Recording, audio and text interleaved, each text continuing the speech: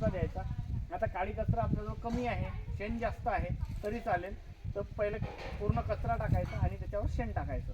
आणि हे जे लिक्विड आहे, जर 2 पाकिट आपल्याकडे उपलब्ध असतील तर पहिलं पाकिट 13 लिटरमध्ये बनवून घ्यायचं आणि खालून शिपडत आणायचं पूर्णपणे. एखादा हे त्याच्यामध्ये मग्गा छोटं असं.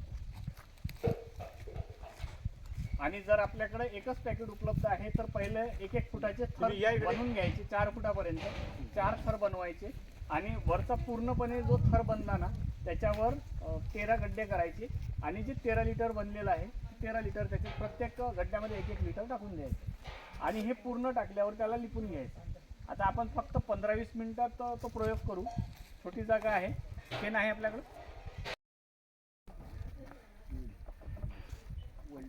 ओलच लागणार त्याला.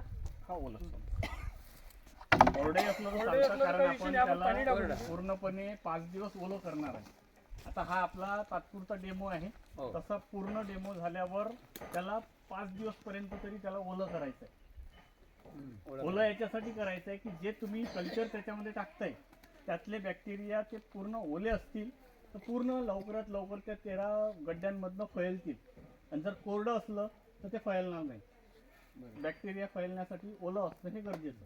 साधारण किती लिटर पाणी रोजचं द्यावं लागेल त्याला? आता पूर्ण ओलं होईपर्यंत. जसं आता हा बेड आहे, या बेडला ओलं होण्यासाठी रोजचं 200 ते 300 लिटरच्या वरचं पाणी पाहिजे. तेवढा जर बेड असेल तर तेवढं त्याला द्यायचं. आता तो होऊ शकते की ते आपल्या इथं नसेल, कुठंतरी जंगलात असेल किंवा कुठेही असं जिथं पाण्याची उपलब्धता कमी आहे. तर जे गड्डे आपण S9साठी करतोय तसेच जर गड्डे केले आणि पाणी भरून दिलं त्याच्यात तर काय होतं की ते पाणी आतल्या आत मुरतं. म्हणजे पाणी जसं आपण ते 1-1 फुटाचे गड्डे केले की ते पाणी आतल्या आत मुरतं. तो त्याचा जो ओलावा आहे 1-1 फुटावर तो त्याचा ओलावा व्यवस्थित तयार होतो.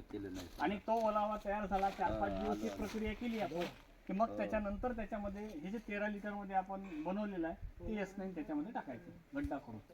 आता हा प्रयोग होईल का आपला? नाही होणार ना. अजून गवत लागेल का? गवतही लागेल, शेणही लागेल. नाही पण आता तुम्ही फक्त